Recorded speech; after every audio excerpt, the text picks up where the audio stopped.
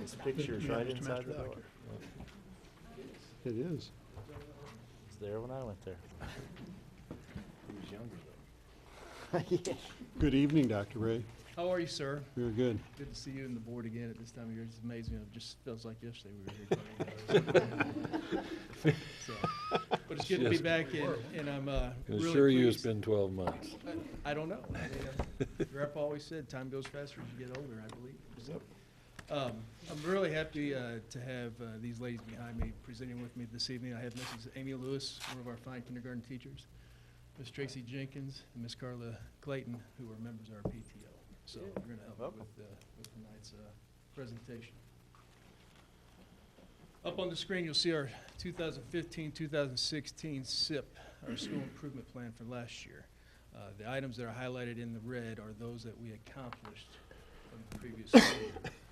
That doesn't mean that we stopped doing these things that you see in red. Right. These things have been integrated into the culture of Wyman Elementary, and they will be continued, but we don't see any need to continue to have them on our school improvement plan because it's what we are at this point in time. For example, you'll see up there in instructional resources, the continued utilization of prevention consultants as student members. We're not stopping that program. It's too important to our kids. Every fall when we come back to school, they ask us, when do we get to see our mentors? When do we get to see our mentors? That's still going to happen. It's just not going to be on our plan. Here's our new plan. It looks somewhat different, well, pretty different from last year, as you can see in different areas. Tried to limit it as much as we possibly can to focus really in on what it is we're trying to improve. We do so many good things at Wyman Elementary. We just can't list them all. So we're gonna work on these things that you see before you. We're particularly excited about two particular items: conscious discipline and STEM education, science, technology, engineering, and mathematics education. You can call it STEM, you can call it STEAM, you can call it thematic teaching, you can call it project-based learning. Mhm. It's all the same. So, parent community involvement is extremely important at Wyman Elementary to try to educate our children. If we're able to bring our parents within the education setting, we're more successful in educating our children. One of the ways we're going to do that is conduct early childhood special education parent meetings for the parents of those children. We're going to bring those folks in. In fact, we have a meeting next Tuesday with these parents. We're going to talk about literacy. We'll show them literacy sets, books, things that they can read with their children to begin that reading process. That's really where it begins. The reading fluency and comprehension begins at home. If they can start coming into our building at least hearing some stories and hearing words, we're a lot better off than where we were. We're also going to have third grade Missouri assessment meetings for parents in the spring. We'll talk about what it means to take the math test. What does that look like, and what have we done to help prepare our children to take that assessment so that we will some of those anxieties that both parents and teachers and students have. And then, of course, we're going to try to, we're not going to try, we're going to make this happen. We're going to partner with Rolla Middle School to help with some transitional activities to help particularly our third grade parents. Right. You know, our fourth grade parents, we're expecting them to go over to middle school. They're not, the apprehension's not there. It's my third grade parents that have a little apprehension. Dr. Davis and her team did a fabulous job of giving us a handout to hand out to our parents during parent-teacher conferences, just a little Q&A session, frequently asked questions, along with websites that would allow them to see the transition process to the middle school, which was excellent. So I'm not worried about our kiddos, though, either. They're excited about it. You know, they're going to be big kids, bigger than they thought they were, quicker than they thought. So they're excited about it, and they're going to be ready. We will have them go over to see the middle school and transition them in and show them the building and how things work. But we're really trying to focus on our parents. I did a fall parent survey about what our parents thought we did well and what they thought we could improve upon. One of the things they thought we could improve upon was communication. Some of our parents thought we did a very good job. Some of our parents thought it was an area of improvement. So we're going to work on that. We're going to see if we can communicate more with our parents through newsletters. And they actually, it was interesting, they're asking for old school type communication. They'd like to see those The newsletter back. I don't want to access my email. I'm on my technology all day long. So it's funny how things cycle back around, you know. So we're going to continue to work towards that. I'd like from my office, my personal office, to work on maybe a weekly activity update for my parents, just to let them know what's going on in the building. Pastries for parents, read-ins, those types of things to keep them up to speed. Nothing beats a newsletter in the backpack. Right? Get something in their hands now. Tell you. All right. Our highly qualified staff goals are really what we're really excited about. The conscious discipline training is something that's came from my own evaluation from my staff. Over the past 3 years, it's been continually, how do we address these discipline issues in our classroom? How do we address these issues coming into our classroom? So over the first couple of years, I really reflected on my own practice as being an administrator at the elementary level, coming from the high school, and how do I address these issues? And I did. I've evolved in how I've addressed the issues. Rather than taking recess away, let's go for a walk. You and I together, we'll just go for a walk and we'll burn off some energy. You'll probably be running a little bit while I'm walking. And it won't be great, but it'll be, you won't want to come back, which is good. So, but that hasn't lowered any of the discipline rates within the classroom, okay? We're still having to walk. You would think I'd be a little bit thinner than I am right now, but it's just not working. But we're really working hard on taking a different approach at this point in time. We can't change the kids that come to us. They're coming to us with their own issues, with their own backgrounds, with their own histories, the things that they live with on a daily basis. We're going to look at ourselves first, and how do we change ourselves to better our children within the classroom. Conscious discipline, we think, is the way to do that. Mrs. Lewis is going to talk about that here in just a second. I've always had an interest in STEM education. I like project-based learning. I think it's a great thing. I think you can do project-based learning and still meet the accountability requirements of the state. I know that is possible. I think sometimes districts and schools go too far to the right with STEM education, you know, and it's all project-based learning, and some don't do it enough. You know, there's a happy medium there somewhere where you can create awesome activities in the classroom, awesome learning activities, and still meet your accountability requirements. We're going to do that. So these two things will probably be on our school improvement plan for the next 3 to 4 years possibly, because that's how long it's going to take to really implement it fully. But we're excited about it. The functional behavior assessment piece is something that we use for our positive behavior supports, in which we have a teacher go in and actually observe what the triggers are of the student within the classroom. Then it's a lengthy process. We write up a report, and really what it ends up doing is it's a roadmap for teachers on how to handle students. We've lost some faculty members because we try to bring in the best we possibly can. And when you bring in the best, those people have ambitions to move up, which is what has happened with Wyman Elementary. So we're training new people to be able to do these functional behavior trainings so they can do these assessments. And now I'm going to turn it over to Mrs. Lewis to talk about conscious discipline and how it's going to interweave with the culture of Wyman Elementary. Good evening. Good evening. evening. Good evening. How are you? Great. Good. So I have been on the PBS team for a couple of years now. As a team member, we've always looked at our school discipline referral data, and we've tried to improve upon the things we can offer our students. So back in March of 2016, our team began looking at different resources, different strategies, different ways we can kind of handle those problem behaviors. Those behaviors were consistently showing up through office referrals, which in turn yielded some attention through our Big Five reporting, which we do through PBS, which is positive behavior support. We turn that paperwork in monthly. That Big Five report shows what behaviors occurred, when they occurred, the time of day they occurred. So we're tracking all of that for each individual student that might have a referral for that month. And we decided as a team that there was something we were either missing or something that needed a little bit of tweaking, some things that we were offering. And we all agreed that there was some social emotional needs of our students that we needed to improve upon what we could do to help them. The students who were consistently appearing needed more interventions, more strategies. After considering 3 different programs, we looked at positive discipline, we looked at capturing kids' hearts, and then I went to the Young Years Conference and presented with a colleague, and we heard Jill Moley speak for the first time.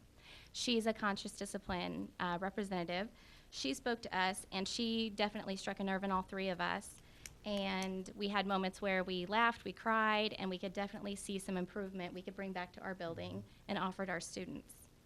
So over the summer, one of my colleagues was able to go to a 6-day training, and then she was able to present to our PBS team during the summer. As a building, we watched webinars on conscious discipline. We listened and attended trainings with Karen Hickman, which is another conscious discipline presenter. And now as a group, we're in the middle of a book study with Dr. Ray. So I feel that we're on the cusp of something very wonderful to offer to our students. Conscious discipline is not a fly-by-night program. It's not going to fix it. It's a 3-year implementation process. We're in year 1. What we're hoping to teach our students is that they are in control of themselves. How people behave or how others act towards them doesn't have to affect them. They are in charge of themselves. We are hoping to help them focus more on internal instead of external rewards. In our classroom, we are a school family, which is very important to us. Everyone has a job, everyone has a responsibility, everyone is important. I have 21 students, each of them every single day has something they are responsible for. It could be as simple as being in charge of turning on the lights or wiping out the tables at the end of the day, but every job is equally important. We all share in each other's ups and downs, which is also very important. When we have students that are gone, we wish them well. When they come back, we invite them back in. We also are creating an environment, hopefully, that's built on safety, love, and trust. And like I said before, I am still learning. We're still in year 1. We are adding on slowly. My next addition, as far as conscious discipline goes, is to incorporate a kindness tree, which is something where each child's, I guess, helpful thing that they do for someone else is noted. And they're doing it for more intrinsic reasons and not for an extrinsic reward. They're not going to get a popsicle or a sticker for doing something nice and kind. They're going to feel good about themselves because they chose to do it. As a building, we also are looking at ways to do it on the staff end as well. When Karen Hickman came to our building and presented, she kind of challenged us to something, and so we decided that we would create a wish well wall in hopes that we would show each other the same compassion and understanding and caring that we're trying to teach in our students. So that is something that we are starting. Our goal with all of this is to help the children who don't see school as a safe place, who don't feel loved at school or anywhere. We want them to know that we can help them through that process. We are hopeful that we can create an environment that is safe. They can trust us. We love them, because it's only then that the most learning can occur. So as I mentioned before, we're in year 1. It's our add-on year, so we're not taking away any of the current programs that we're doing. We're only adding on pieces of what we're learning in our classrooms. Year 2, we'll start to kind of take away some things maybe that we thought we could replace. We'll do some braiding within our current PBS structures. Things that we're looking at as a building is, of course, you guys have probably heard maybe CAFUTI, which is keeping your hands, feet, and all their objects to yourself. We're looking at ways where we can teach our children gentle and appropriate touch. It's okay to hug your friend when you care about them. But CAFUTI is obviously when you've crossed the line and you should no longer touch them. So we're working through that. We're teaching that. It's good. It's good. I think it's important at the younger grades, but I think it's also important at the older grades because it teaches them that they need to have respect for their own person and their body, as well as other people, too. Another area that we're focusing on, trying to braid together, is our SSS, walking short, straight, and silent. We've learned through all of this that just because to us standing with your hands behind your back and a bubble in your mouth looks great and very uniform, it's not always safe because 5-year-olds tend to hold their breath when they have a bubble in their mouth. Or some people might associate the hands behind your back with something that isn't always positive. So we want to do what's best for kids, and we want to teach them the ways that that they can carry on throughout their life. They're not going to walk through Walmart like this, so we want to teach them ways where they can still walk hands not touching everything. And then our year 3 will be the year where we will consider ourselves fully integrated, hopefully. So I look forward to all that Wyman has to offer. I am excited about conscious discipline becoming part of our daily routine. And thank you. Thank you. Thank you. Interesting. Great job, Mrs. Lewis. Just to highlight some of the things, we're talking about having kids take control of their own behaviors. Sometimes we heard in schools, well, he made me do it. Okay, well, that's not how it works. You chose to respond in the way you did, okay? We're also talking about creating kids who are intrinsically motivated rather than working for that buzz buck. There's nothing wrong with a buzz buck or bulldog buck, nothing wrong at all. But if we can create them to be intrinsically motivated, hopefully they'll be that way throughout their entire school experience and throughout life. And it's really centered around creating a school family within each individual classroom. That's important, because not all kids that come into our building have good families. So those are the premise. We're at the very beginning stages of this.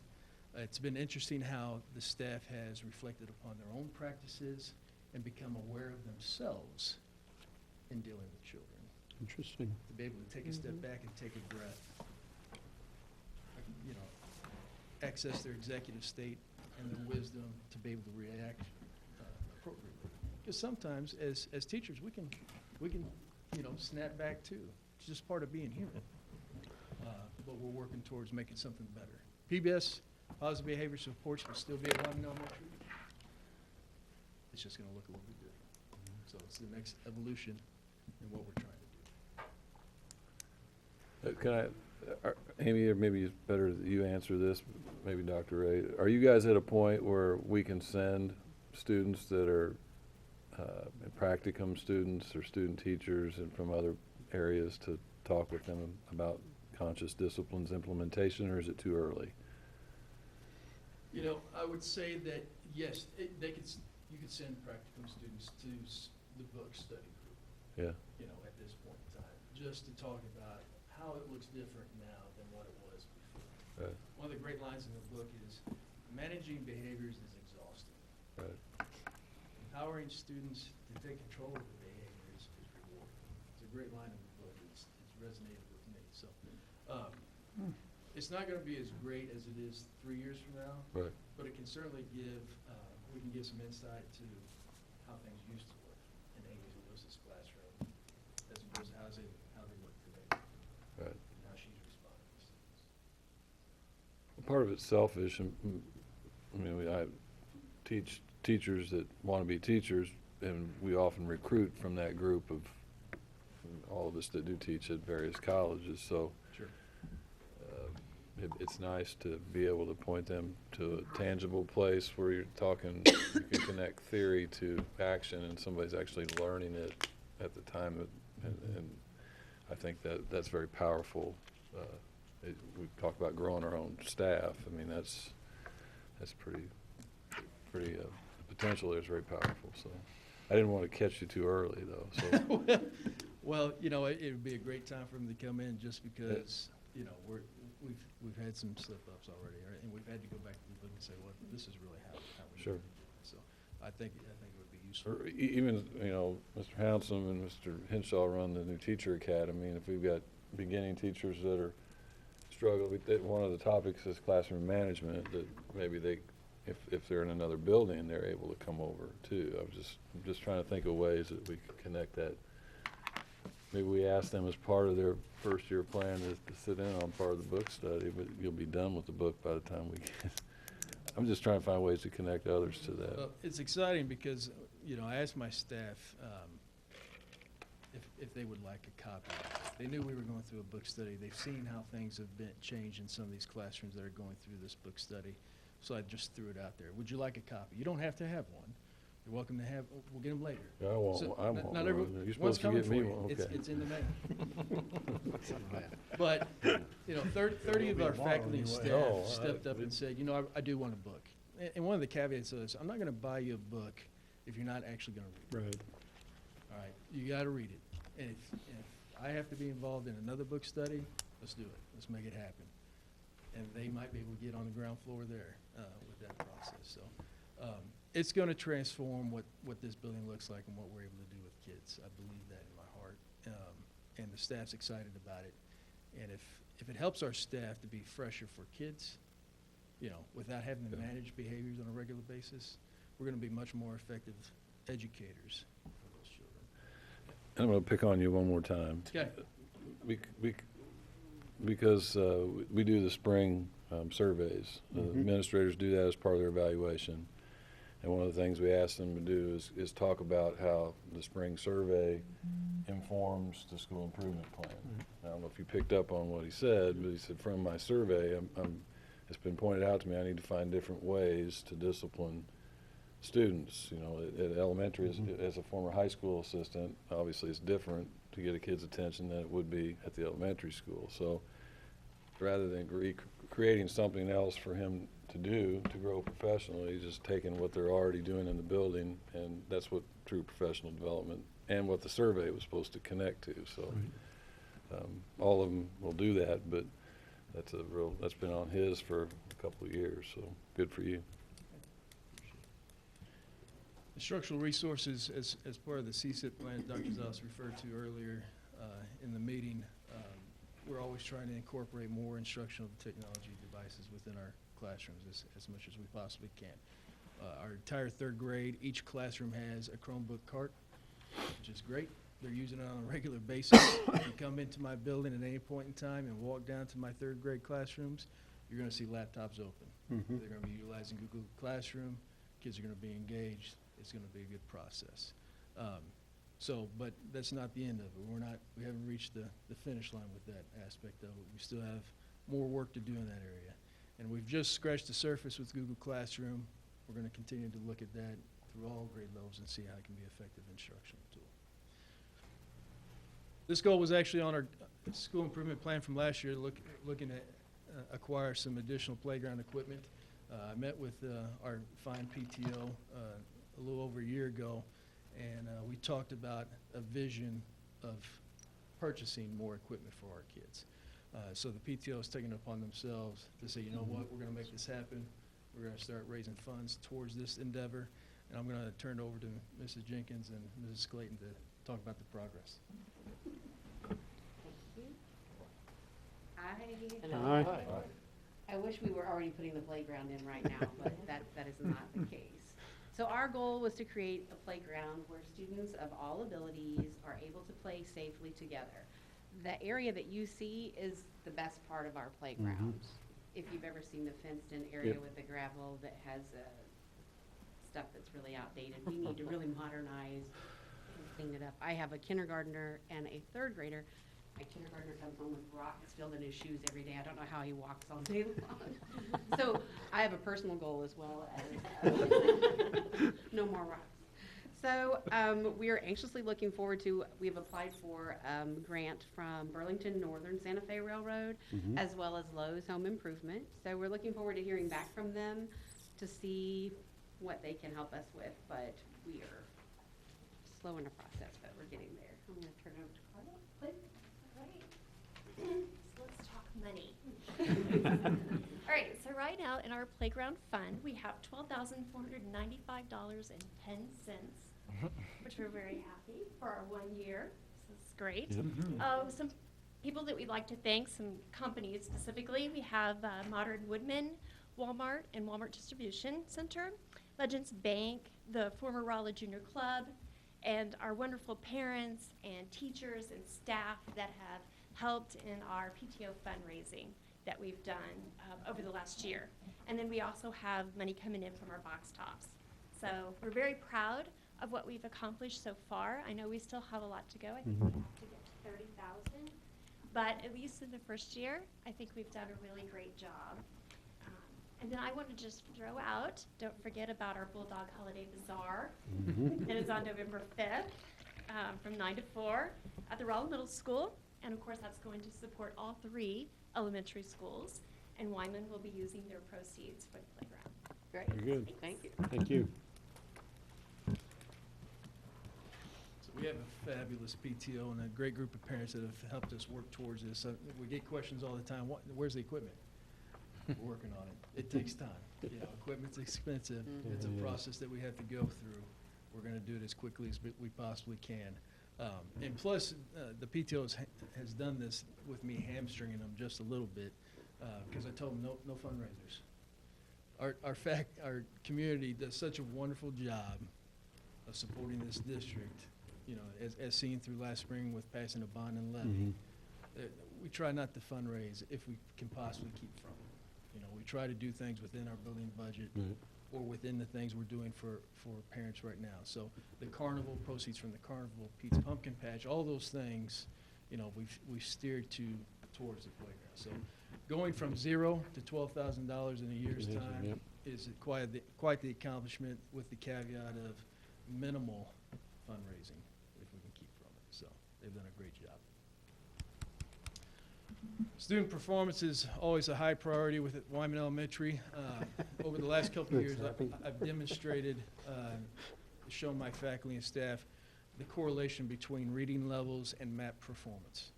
And there's absolutely a correlation, as you would expect. If students are at or above grade level for reading, they excel on the MAP test, on the Missouri Assessment Test. And we've seen that over the last couple of years. It's just a fact. So we're setting the goal of at least 70% of all our students will be at or above grade level by 2017. I analyzed the data from the first quarter. We're currently at 63%. We're working. We're going to make it happen. That goal you can expect to go up in the coming years. We're not satisfied with 70%. We're going to keep pushing and moving forward because we can make that happen. We're going to measure those results by our student growth measures. Our SGMs, as they've been called. Teachers are going to be utilizing their student growth measures in the areas of reading to help make this goal happen. And we saw that last year because they voluntarily did it last year, and we had the highest rate of at or above grade level that we've had in 4 years.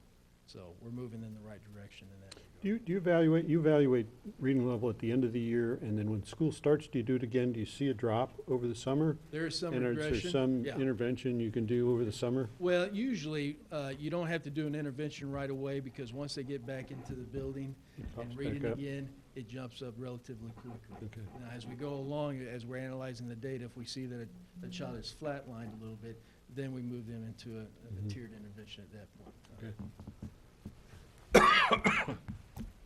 This is a different MAP goal than we've had over the past couple of years. The last couple of years, we've talked about MAP index points. My staff didn't really know what that meant. I did. Craig's the only one that knows what That's that right. means. Mr. Housen knows. You know, but very, very little others do. It's a mystery the most. So these are teacher-made goals. The teachers from 3rd grade and 4th grade made these goals so that it would resonate with them. So our 3rd grade goal is to have 75% of our students to be at proficient and advanced level. It's a good goal. This past year, we were at somewhere in the neighborhood between 75 and 80. Made a big jump over last year. We had a lot of gains last year, and they did a great job. And then we're going to shoot to have fewer than 10 students in the below basic category, which is the lowest category you can score in. So really looking at students and moving students rather than just index points. The same for the 4th grade. We're going to try to move at least 5 students up a performance level to try to improve ourselves in that regard. This goal has been on our school improvement plan for the past 3 years and will continue to be there. It's a lofty goal. 93% of students will attend 90% of the time. That's a difficult thing. The first couple of years we were actually at 93%. This last year we took a little step back at 92.2%. So 93 is still the mark. It's difficult to reach and maintain, but we're going to work to do that. And then, of course, my own goals in regards to the governance of the building. I will be increasing my knowledge of conscious discipline principles through the book study that I'm participating in with my staff. We're going to continue to increase the in-class teacher evaluations.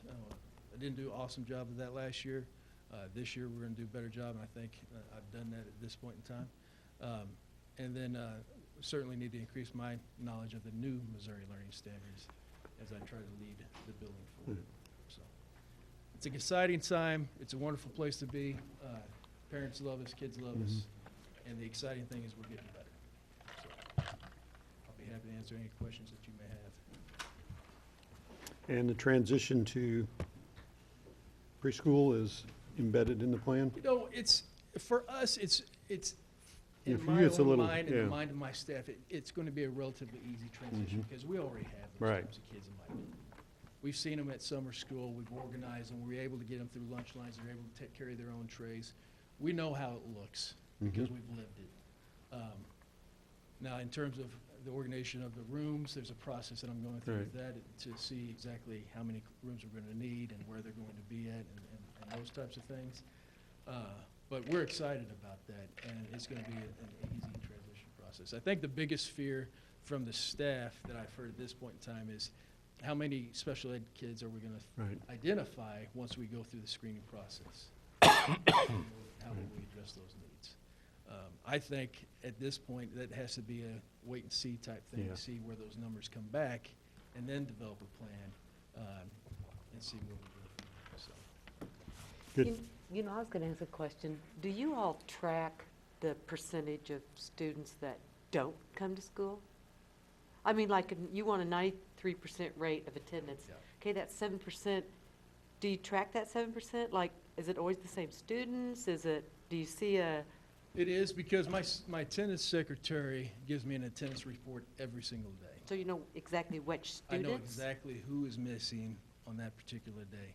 And you'll certainly see trends in that data, which drives my decisions on when to get children's services involved, when to get the juvenile office involved. When do I need to go out and make a home visit to see what's going on?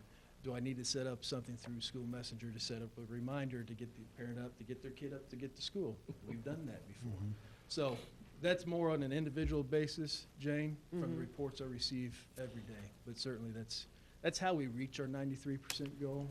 And for the building, it's 95%. That's what they're used to. That's what they know. And that's how we reward kids. But that's how we go about it. It's kid by kid. Absolutely kid by kid, Huh. for sure. Thank you. So, things I'll note, appreciate in your presentation that you provided us with your analysis of how you did on last year's plan, and also seeing some concrete goals in the plan for performance. Measurable performance. So Thank you. thank you very much for Appreciate that. That's my math mind at work too, along with my faculty, so keep me in line. Thank you Good. very much. Thank Any other you. questions? Nope. Thank you, appreciate your attention. Thank you.